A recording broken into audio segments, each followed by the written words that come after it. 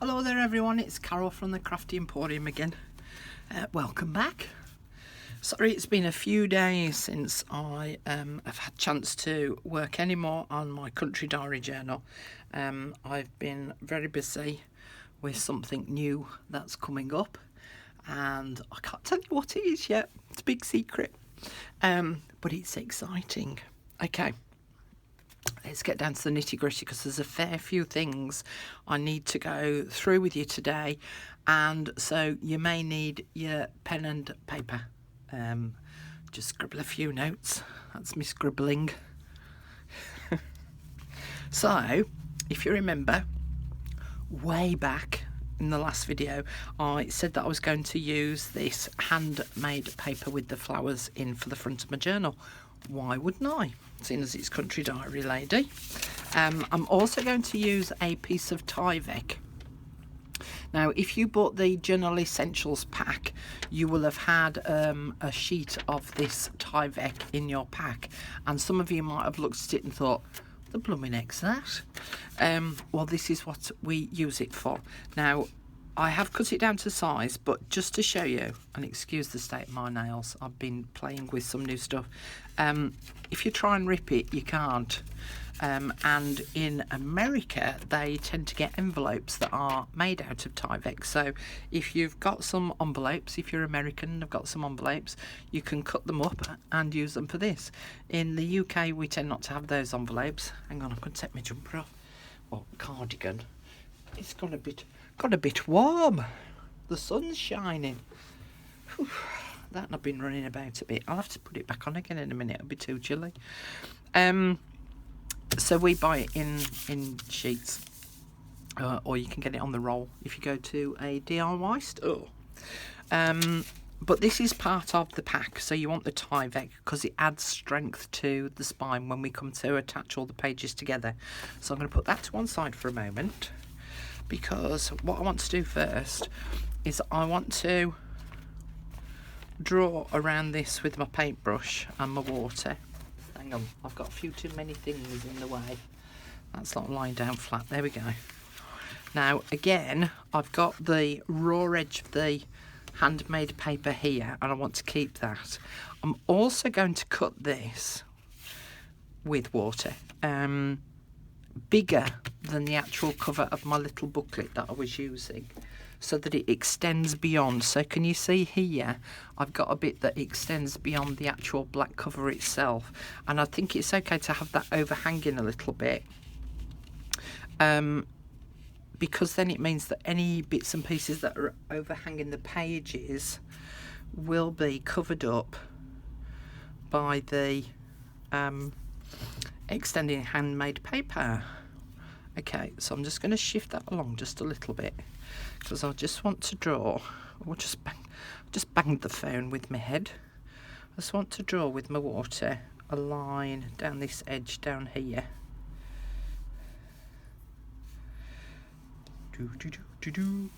This is the bit where you hum a little tune to yourself. Okay, and then I'll pull that off in a bit once the water has soaked in a little, and then I'm going to turn it around because I want to do it. Let's make sure I've got it lined up roughly where I want it. So I'm just using the book as my guide, or the book cover as my guide, but I'm actually painting water just beyond the edge of the cover. Now this paper is a lot thicker because of it having the flowers and the leaves in it. So it's taken a fair amount of water for it to soak through the paper. And I'm having to really paint it on. Okay. Spin that round again. And just do down this last side. So I'm doing it about an inch away from the edge of the cover, and that's because I know that the water will start to creep into that area It's really taking some water, this. Right. Let's give that a go. Let's see if that works. So again, I'm just going to start pulling at the paper away from where I painted it. Now the problem that I'm going to have is on the edge where any petals or leaves are coming through, like there, you can end up pulling them out. Oh, this is really thick, this.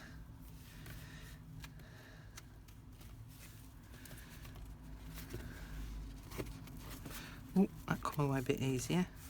Yeah, see, I've got to be careful that I don't pull all the foliage out. So I'm just going to tear that bit.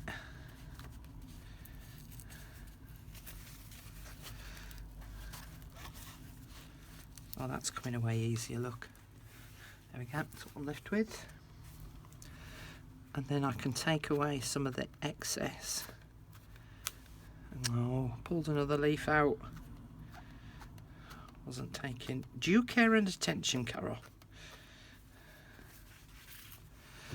Oh, and can I just tell you, Betty and myself, we're dead chuffed with all the comments that everyone put on the Betty journal. I'm going to pull that bit out because that's going to get on my nerves otherwise. So thank you so much. We're so glad that you like it. Betty hasn't got a journal yet, so she hasn't actually seen it in the flesh, but apparently she has watched the video a few times, and so has her daughter. Another leaf gone. Another one bites the dust. Do do do do do. Also, on another note, just singing that, have any of you watched Bohemian Rhapsody? Loved it. I don't know whether it's because it's a British band that it meant more, and it reminded me of some of my childhood. She says childhood, teenage years more like, probably. But it was brilliant, loved it. Okay, let's just have a look. Yes, perfecto. Okay, so remove all those bits out of the way and my water. So I don't want to be knocking that over, do I? Okay, now I'm going to get my Tyvek.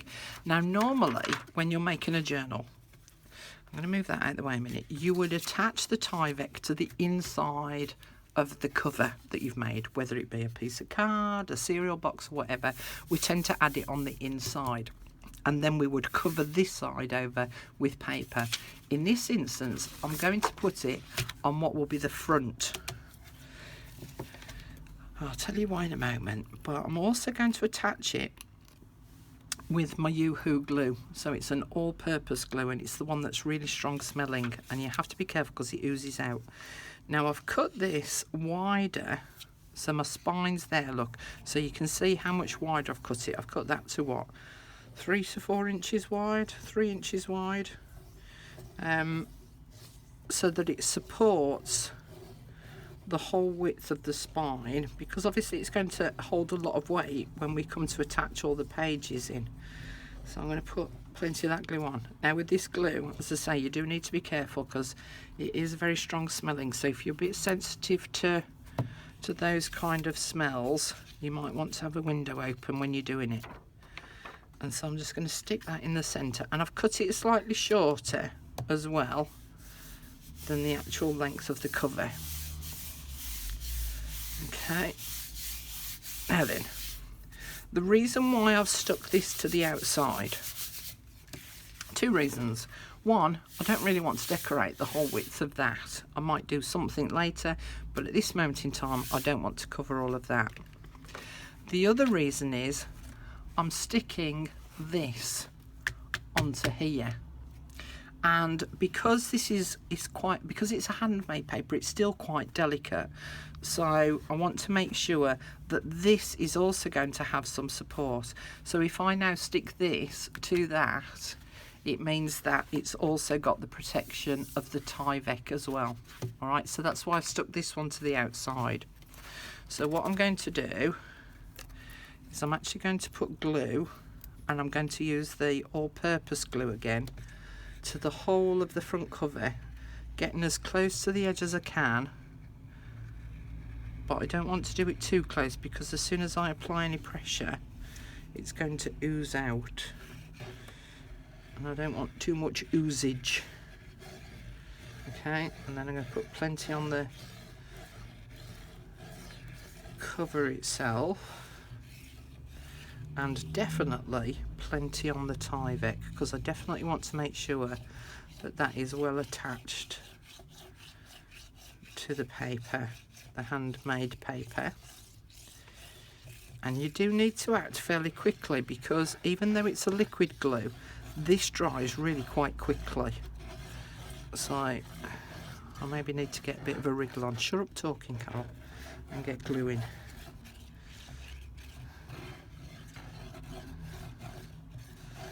There we go. Ooh, excessive, but hey ho. Right, that in, flip it over, check for spacage around the edges to make sure I've got it fairly central, and then I'm going to apply some pressure. Now the next part, which is the poking the holes bit through the pages, I have done some prep work beforehand, so that hopefully I can do it quicker. Now it's not something you should rush, and it's something you need to take a little bit of time over thinking about, and there are several different ways of doing it. Sorry, I keep pressing this because I want to make sure it's in contact. So yeah, there are several ways of doing it, and I think that if you're a newbie you probably need to, well, you can either take the plunge and do it the way that I'm going to show you, or you can look it up on YouTube. There are plenty of other videos out there. There's the slightly more long-winded way, which is using a piece of graph paper or a ruler to measure it. Okay, I'll tell you what, I'll put that underneath my glass plate. There we go. That's applying a bit of pressure now, isn't it? Well thought out there, Carol. Okay, let's go to what I'm talking about. What we need to do is we need to paper clip using bulldog clips, use hair clips, use whatever means you find best for you and what you've got at home, to clip your pages together. Because there's varying sizes of pages, let me bring that down a little.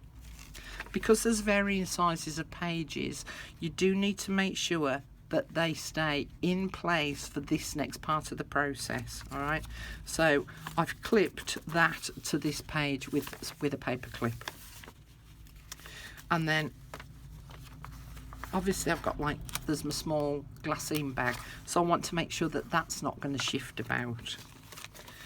Then I've got this little notes page, so I've clipped that to those pages so that I know that that's not going to shift about. And I need to make sure that all the crease line, the centre fold line, that they're all lined up. Okay, now we've then got bits like this that are sort of hanging in midair, and again I need to make sure that they are clipped in place so that they're not going to end up like that. Once I've stitched it in place, I need to make sure it doesn't end up like that. Now, there's a couple of ways in which I can do it. My paper clips, as you can see, don't really reach lengthways to hold it in place. So I'm actually going to put a clip on each end to hold it in place so that it doesn't move. So I've made sure that it's lined up, and I'm just going to put a paper clip on the end there, and on the end here. Alright, so I know that when it closes it's in the right place, it's not going to shift. Okay, and then I've done another section of pages, and now I'm going to clip these to that. And again, just make sure that that centre line is all lined up, and that they're lined up top and bottom. Ooh, throwing the paper clip away. And you do end up using a lot of paper clips, but it's worth it in the end. Hang on, like a puzzle. There you go. So I need to make sure that they're lined up down this centre point. Ooh. And that they're lined up top and bottom so that they're in the right place. Now you can be ultra fussy about this, or you can just go, do you know what, I'm just going to go with the flow. You don't have to be a real perfectionist about it, but you do need to be fairly precise. Sounds a contradiction in terms, that, doesn't it?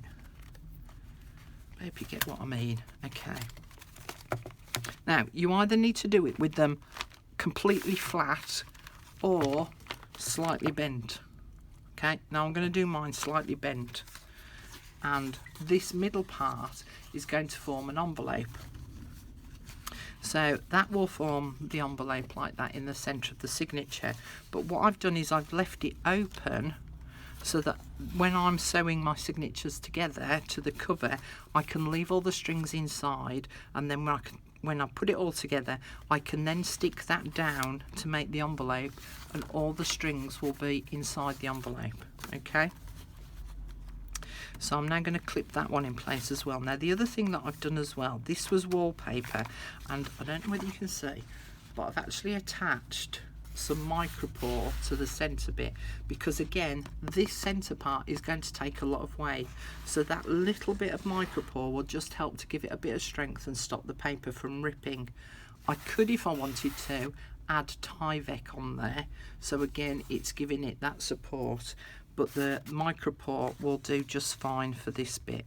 So again, I'm just going to clip that in place so that I know that it's in the right place and that it's centralised and all my things are all lined up. Okay, so put it a bit further down, so I've got the same kind of border top and bottom there. Just put another paper clip on, and then that will just hold that in place. Okay, there we go. All right, so everything is now heavily clipped together. Now I'm going to get my cover, because again there are a couple of ways of doing this.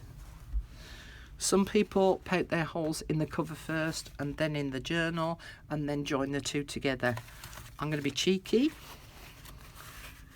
and I'm actually going to do it all together.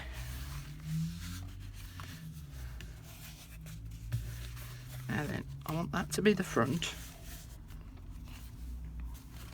and remember to always check that you're putting this in the right way up. So if you know that this is definitely the front and there's a directional image on there, maybe that's the right way up and that it's not upside down.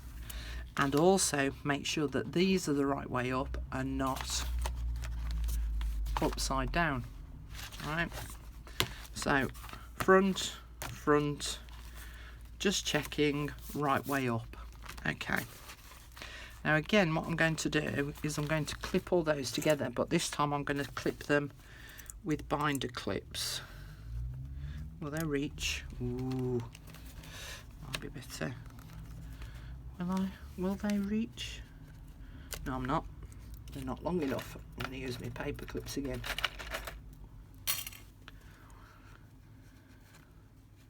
Okay.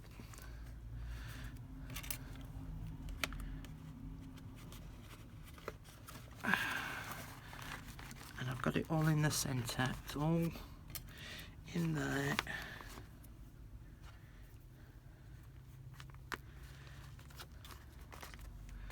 And one at the top, I think. Oh, I've already got one out, look.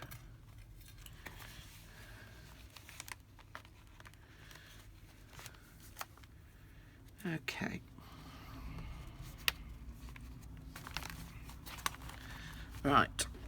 Now, I've got a piece of foam and I've got my pokey tool, and what I'm going to do is I'm actually going to pause the video there because I'm at 20 minutes already and this is going to take a little bit longer, and I don't want the video cutting out halfway through the next part. So I'm going to do a second part to show you how I'm going to stitch these together and what threads you can use. But that's how our journal is looking so far. Okay? Okay. I'll see you in a bit in the next video. Bye.